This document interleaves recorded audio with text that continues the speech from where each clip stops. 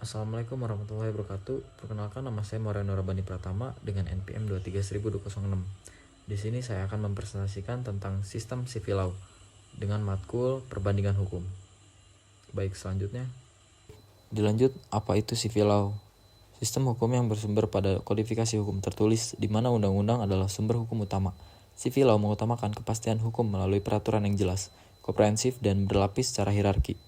Kesatu, tertulis dan dikodifikasi. Hukum tersusun dalam kode-kode sistematis. Kedua, hierarki berjenjang. Peraturan tertata dalam urutan kekuatan hukum. Ketiga, hakim menerapkan. Menjalankan undang-undang bukan menciptakan hukum baru. Keempat, metode deduktif. Dari ketentuan umum menuju kasus khusus.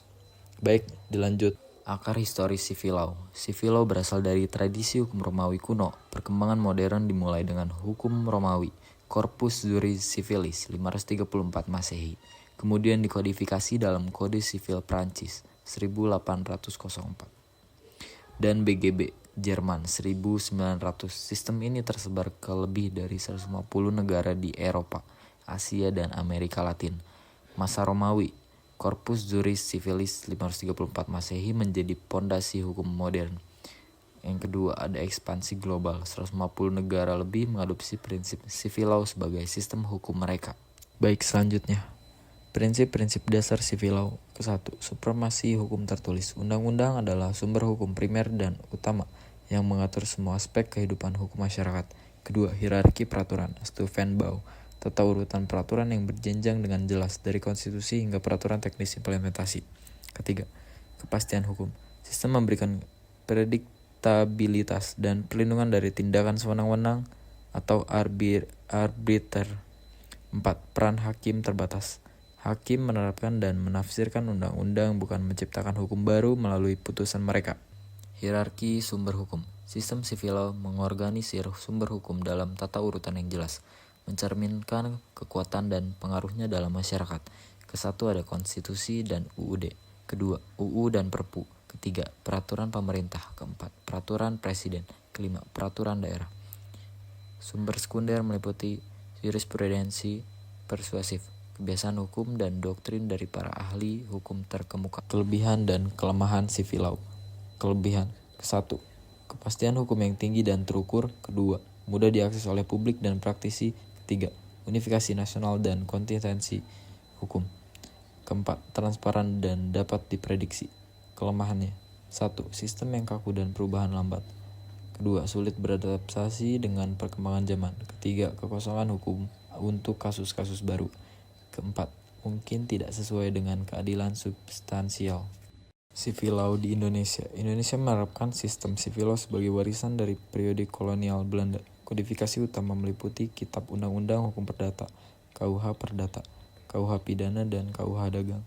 Namun Indonesia juga menganut pluralisme hukum yang mengintegrasikan hukum barat, hukum adat, dan hukum Islam. Ke-1, warisan Belanda, kodifikasi hukum dari periode kolonial.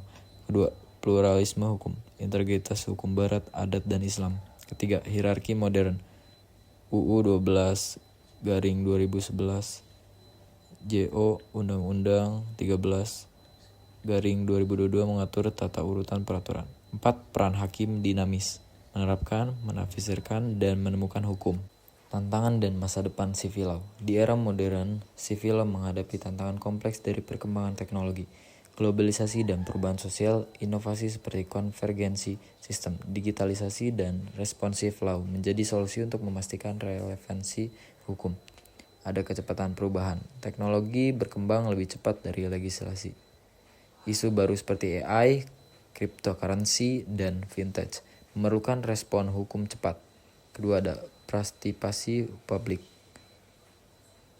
Hukum responsif dan partisipasi masyarakat menciptakan sistem yang lebih adaptif dan relevan. Ketiga, ada inovasi digital. E-legislation, e-court, dan AI dalam hukum menjadi transformasi penting untuk efisiensi sistem. Ada globalisasi, harmonisasi internasional dan konvergensi antara civil law dan common law semakin diperlukan. Kompleksitas, overregulasi, dan inkonsistensi peraturan menciptakan kebingungan dalam penerapan hukum. Dan terakhir ada kepastian versus keadilan.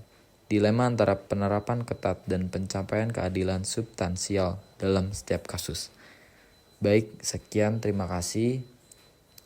Assalamualaikum warahmatullahi wabarakatuh.